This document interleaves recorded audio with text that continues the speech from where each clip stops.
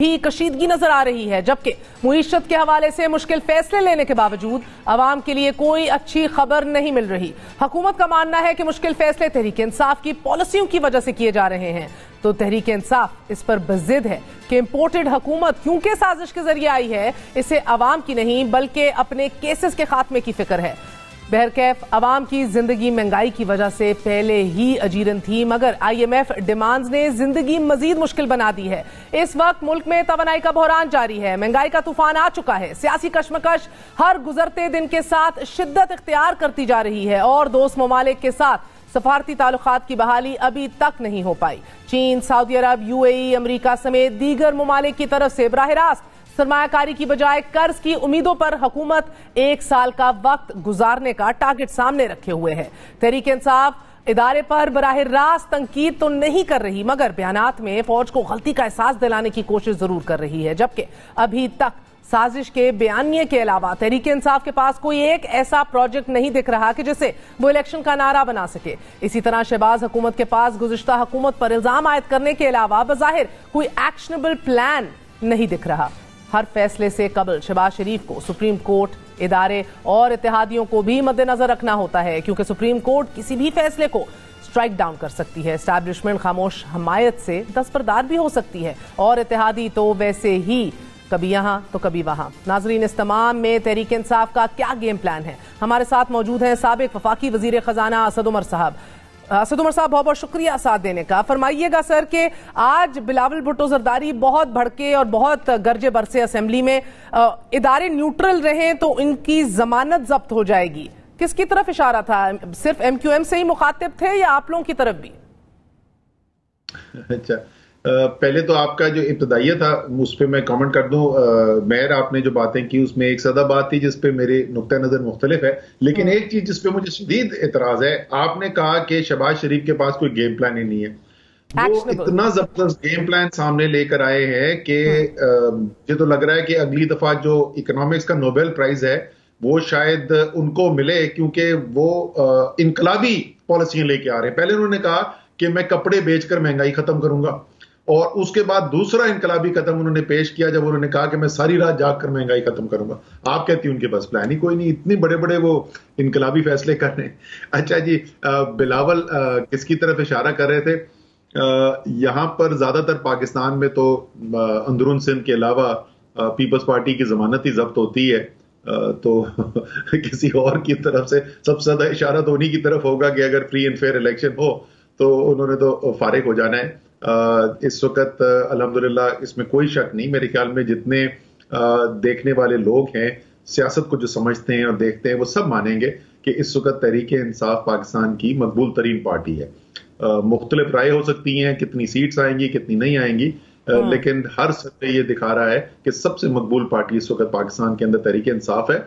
तो अगर बिल्कुल वाकई में न्यूट्रल फ्री फेयर इलेक्शन हो तो सबसे बड़ा उसका फायदा तहरीक इंसाफ को ही होगा। तो न्यूट्रल फ्री फेयर इलेक्शन हो तो जमानतें जब्त पीपल्स पार्टी की हो जाएंगी, यानी कि आसिफ अली जरदारी को कोई यकीन दहानी कराई गई है अगले इलेक्शन की, जो वो कमर कस के सारे जियालों को मुबारकबाद देते फिर रहे हैं कि अगली हुकूमत हमारी है?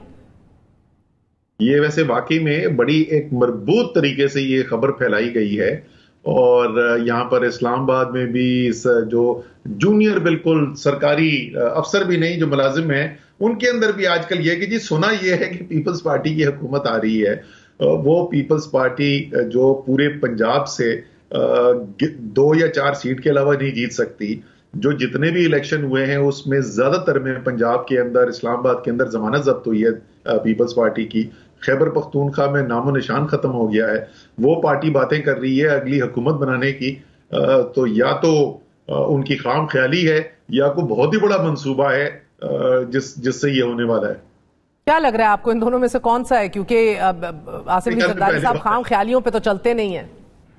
मेरे ख्याल में पहले वाला है जी। इसके अंदर जो भी आप कर ले, हाँ, जो गैर जमहूरी कुव्वतें हैं वो इन्फ्लुएंस कर सकती हैं, दबाव डाला जा सकता है, इशारे कनाए किए जा सकते हैं, लेकिन जाके 70-70, 80-80 हजार, लाख वोट डब्बों में डाल दिए जाएंगे, ये मुमकिन नहीं है। मुस्लिम लीग जो है मेरी सियासी हरीफ है, लेकिन मुस्लिम लीग का एक वजन है पंजाब की सियासत के अंदर और बड़े वोट उठाते हैं वो, تو مسلم لیگ ایسا کوئی دعویٰ کرے تو وہ دعویٰ درست تو نہیں ہوگا، لیکن کم سے کم مذاق خیز نہیں ہوگا۔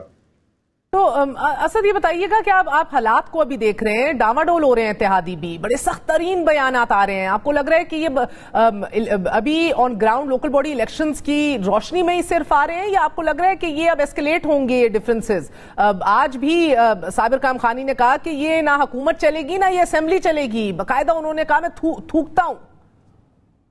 دیکھیں اس کے اندر آپ کو پتا ہے کہ میں آپ کے شو پہ بھی پہلے بول چکا ہوں، میں تو جب سے یہ حکومت آئی ہے اس وقت سے بول رہا ہوں کہ مسلم لیگ نون کی سیاست تو غرق ہو رہی ہے یہ حکومت کرنے سے، اور نقصان ان کا بڑھتا چلا جا رہا ہے، لیکن اس کے ساتھ ساتھ ان کے وہ اتحادی خاص طور پہ جو ایک عوامی ووٹ لے کر آتے ہیں جن کا ووٹر جو ہے وہ کوئی بندہ ہوا ووٹر نہیں ہے، ان کو بھی تو نقصان ہو رہا ہے نا۔ مثلا میں اگر ایم کیو ایم کا خاص طور پہ ذکر کروں، ایم کیو ایم کو بے تحاشا نقصان ہوا ہے کراچی کے اندر اس حکومت کے ساتھ کھڑے ہو کے، اس مہنگائی کے ساتھ۔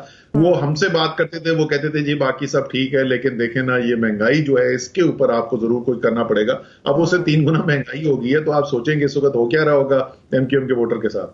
یعنی کہ مہنگائی ان کا یو تھنک کہ کور ایشو تھا ہی نہیں کبھی؟ کیا کسی اور پریشر میں یا کسی اور وجہ کی وجہ سے انہوں نے یہ فیصلہ کیا؟ میرے خیال میں سیاسی طور پہ اگر آپ تجزیہ کریں تو کسی صورت بھی ایم کیو ایم کا تحریک انصاف کو چھوڑ کر پیپلز پارٹی اور پی ایم ایل این کے ساتھ جانا جو ہے وہ بنتا ہی نہیں تھا سیاسی طور پہ اگر آپ تجزیہ کریں۔ کراچی کے اندر جو ان کا شہری سندھ کے اندر ووٹ بینک ہے وہاں تو قوت ہی صرف ایک ہے اور تحریک انصاف ہے۔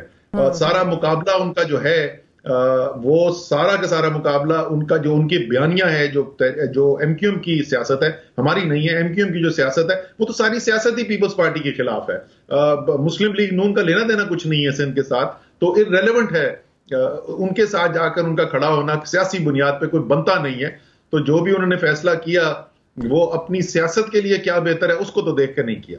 نہیں، مگر ان کی سیاست کا محور اور مرکز جو ہے وہ بہرحال کراچی ضرور ہے، حیدرآباد ہے، اور ادھر لوکل باڈی الیکشنز کے حوالے سے سیٹ ایڈجسٹمنٹس، انڈرسٹینڈنگز جو اتنا تحریری معاہدہ سامنے کیا ان لوگوں نے اس کو رکھتے ہوئے سامنے کیا۔ آصف علی زرداری صاحب ابھی تک تو ڈیلیور کر نہیں پائے اس کے اوپر، کیا پورا کریں گے اس معاہدے کو آنے والے دنوں میں؟ آپ کا کیا خیال ہے؟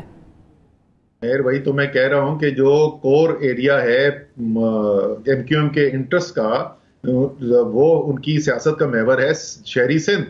شہری سندھ میں ہر پیپلز پارٹی کے 1 ووٹ کی نسبت 10 ووٹ پی ٹی آئی کا ہے، تو آپ کے خیال میں سیٹ ایڈجسٹمنٹ منطقی کس کے ساتھ بنتی تھی؟ نہیں، مطلب میرا مطلب ہے حکومت تو پیپلز پارٹی کی ہے نا اسد صاحب، جو لین دین کرنی ہے، جو ترامیم کرنی ہے، لیجسلیشن کرنی ہے، آن گراؤنڈ انڈرسٹینڈنگ کرنی ہے، اختیارات لینے ہیں، وہ تو سارے تحریک انصاف دینے کی پوزیشن میں نہیں، وہ تو پیپلز پارٹی ہے۔ یہ درست نہیں ہے۔ سندھ کے اندر صوبائی حکومت جو ہے وہ پیپلز پارٹی کے پاس تھی، وفاق کے اندر حکومت تحریک انصاف کے پاس تھی۔ سیاسی طور پہ آپ کسی بھی کراچی والے سے جا کے پوچھ لیں کہ سب سے بڑا سیاسی ایشو کراچی کے اندر کیا ہے، وہ مردم شماری ہے کسی سے۔ اور آپ دیکھیے گا، یہ ابھی میں نے پہلے بھی کہا تھا، ابھی ہم نکلیں گے کیمپین کرنے کے لیے، پنجاب کے بائی الیکشنز ہو جائیں اس کے بعد میں خود ذاتی طور پہ بھی کراچی جا کے کیمپین کروں گا۔ جو جتنا بڑا ظلم کیا گیا ہے کراچی کے ساتھ اس مردم شماری کے اوپر، جو کراچی کا سب سے پرانا مطالبہ ہے، کراچی کا شہری یقین رکھتا ہے کہ اگر ایک فیئر انصاف پر مبنی، دیانت پر مبنی مردم شماری ہو جائے تو کراچی کے زیادہ تر مسائل جو ہیں ختم ہو جائیں گے۔ ہم اس راستے پہ بڑھ رہے تھے، اور یہ آپ دیکھیے کہ اس مردم شماری کے ساتھ ابھی ہونے کیا والا ہے، وہ 2 سے 3 مہینے تو ڈیلے اس کا آلریڈی آ چکا ہے، یعنی اگلے الیکشن سے پہلے تو اس نے مکمل نہیں ہونا۔ اگلا الیکشن ہونے جا رہا تھا اس مردم شماری پہ، تو کراچی کا تو جو سب سے بڑا سیاسی ایشو تھا وہ تو ڈیلیور پی ٹی آئی کر رہی تھی۔ تو میں وہی بول رہا ہوں ایم کیو ایم کو کہ کسی صورت میں سیاسی تجزیے کے اندر یہ بنتا ہی نہیں تھا کہ ایم کیو ایم جو ہے وہ تحریک انصاف کو چھوڑ کے جائے کسی اور پارٹی کے ساتھ۔ کیوں کر گئی پھر؟ یہ تو وہ بتائیں گے آپ کو۔ جیسے میں نے کہا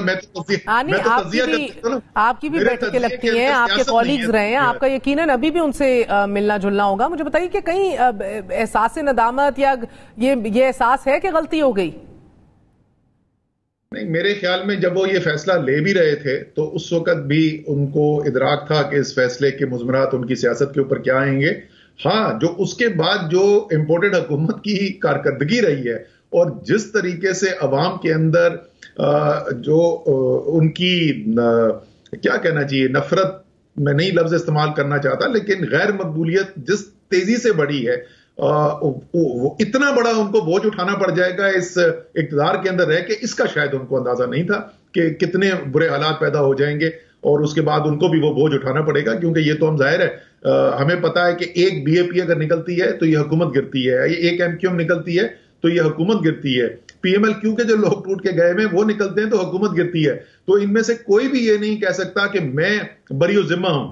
جو بھی ہو رہا ہے، یہ تمام پارٹیاں، ان کے تمام لیڈرز جو ہیں وہ پورے طور پہ ذمہ دار ہیں۔ پیٹرول کی قیمت بڑھا شاید مفتاح اسماعیل اور شہباز شریف رہے ہوں، لیکن اس کی ذمہ داری جو ہے وہ ایم کیو ایم کے اوپر بھی ہے، بی اے پی کے اوپر بھی ہے، پی ایم ایل کیو کے وہ دھڑا جو وہاں پر ہے ان کے اوپر بھی ہے، جے یو آئی پہ بھی ہے، پیپلز پارٹی پر بھی ہے۔ آپ کا سیاسی تجزیہ کیا کہتا ہے کہ یہ 1.5 سال پھنس چکے ہیں، اب مکمل کریں گے یہ اپنا اس فیصلے کے اوپر قائم رہیں گے اتحادی، یا پھر آپ کو لگتا ہے کہ بیک ٹریک کرنے کے پورے امکانات ہیں؟ یہ اس پہ منحصر ہے کہ دو چیزوں کے اوپر، کیا یہ فیصلہ کرنے کے لیے آزاد ہے، کیا یہ اپنے فیصلے خود کر سکتے ہیں، اور دوسری بات یہ کہ ان کا فلسفہ کیا ہے فیصلہ سازی کا۔ انگریزی میں کہتے ہیں مہر you don't throw good money after bad, یعنی آپ مزید پیسہ ایک نقصان دہ کاروبار میں اور نہیں جھونکتے۔ تو یہ جو حکومت آئی ہے یہ ایک نقصان دہ کاروبار ہے۔ ہاں، ان کا بہت زیادہ نقصان ہو چکا ہے، اور ایک سوچ یہ ہے کہ جب اتنا نقصان ہو ہی گیا ہے تو پھر پورا اپنا 14 مہینے پورے کیے جائے، لیکن ان کو شاید ابھی بھی اندازہ نہیں ہے کہ ہر گزرتے ہوئے مہینے کے ساتھ یہ نقصان بڑھتا چلا جائے گا۔ آپ ابھی مجھ سے لکھ لیجئے، جولائی کا مہینہ جون سے کہیں زیادہ خراب آنے والا ہے، زیادہ بدتر لوڈ شیڈنگ ہونے والی ہے، زیادہ مہنگائی ہونے والی ہے۔ میں صابر قائم خانی نے تو 1 منٹ نہیں لگایا ان کو یہ یاد دلانے میں کہ ہم ادھر سے اٹھ کے 2 منٹ میں ادھر آ کے بیٹھ جائیں گے۔ صابر قائم خانی کو پتا ہے کہ حیدرآباد کے اندر تحریک انصاف کس طریقے سے حیدرآباد کے شہریوں کے لیے کام کرنے کی کوشش کر رہی تھی، اور ان کو پتا ہے کہ کس طریقے سے اس کام میں روڑے اٹکانے میں آگے پیش پیپلز پارٹی تھی۔ ان کو پتا ہے کہ ان کا ووٹر جو ہے اس کا شدید نقصان ہوا ہے پیپلز پارٹی کے ساتھ جانے میں اور تحریک انصاف کی حکومت گرنے میں۔ تو مجھے یقین ہے کہ صابر قائم خانی کے دل کی آواز تو یہی ہوگی کہ وہ 2 قدم چل کے واپس اسی طرف آ جائے۔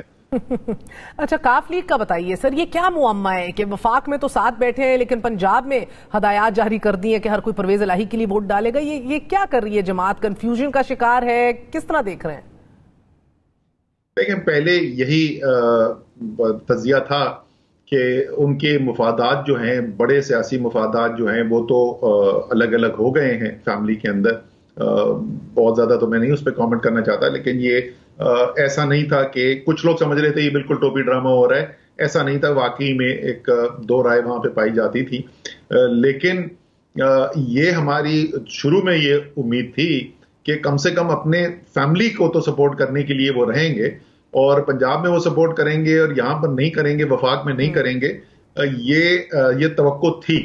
اب دیکھیں، جس وقت فیصلہ سازی اور جلد دن آنے والے ہیں، یہ جو ایک جعلی حکومت بنی ہوئی ہے جس کی کبھی ووٹنگ جو ہے وہ گیلریز میں ہوتی ہے اسمبلی کے، کبھی وہ ہوٹل کے اندر ہوتی ہے، کبھی کسی کنونشن سینٹر میں ہوتی ہے، اس کے تو دن ختم ہونے والے ہیں۔ وہ ریزرو سیٹس والا بھی فیصلہ آ گیا ہے، 63A کا بھی فیصلہ آ گیا ہے، تو اس کے تو دن ختم ہونے والے ہیں۔ دیکھیں اس دن جس دن ووٹنگ ہوتی ہے اس دن کہاں کھڑے ہوتے ہیں۔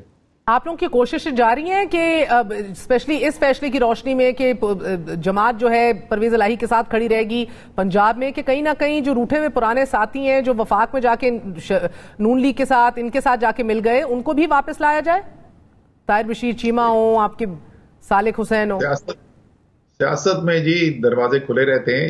جن کے خلاف نظریاتی پوری جدوجہد ہے عمران خان کی، وہ جو 2-3 جماعتیں ہیں ان کو چھوڑ کے باقی سب کے ساتھ سیاسی بنیاد کے اوپر بات چیت کی جا سکتی ہے، اور کسی چیز کو خارج از امکان نہیں، یعنی کہ ماں سوائے پیپلز پارٹی، مسلم لیگ نون اور جے یو آئی فے، آپ لوگ ایک بار پھر ایم کیو ایم، باپ، ان سب کے ساتھ بیٹھنے کو تیار ہیں؟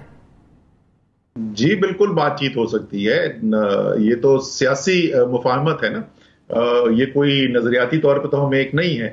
ان میں سے کچھ پارٹیاں ایسی ہیں جن کی سیاست اور ہماری سیاست جو ہے وہ قدرتی طور پہ الائی بنتے ہیں، لیکن ایک سیاسی اتحاد ہے، اور وہ سیاسی اتحاد جو ہے اس کو خارج از امکان نہیں ٹھہرایا جا سکتا۔ پہلے اگر ہو سکتا تھا تو مستقبل میں بھی ہو سکتا ہے۔